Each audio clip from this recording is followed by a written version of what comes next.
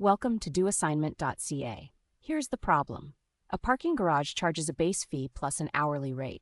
After 2 hours, the total charge is $16. After 5 hours, the total charge is $31.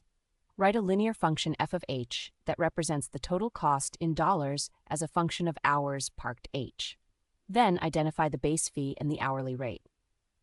Now let us work through the solution step by step.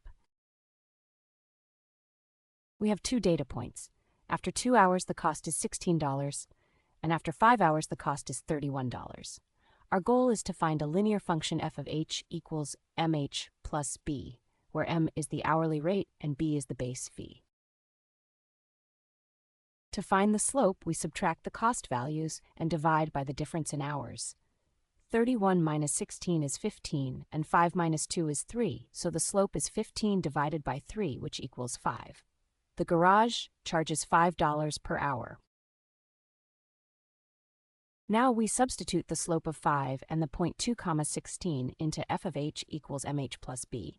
That gives 16 equals 5 times 2 plus b, so 16 equals 10 plus b, and solving we get b equals 6. The base fee is $6. Putting it all together, the linear function is f of h equals 5h plus 6.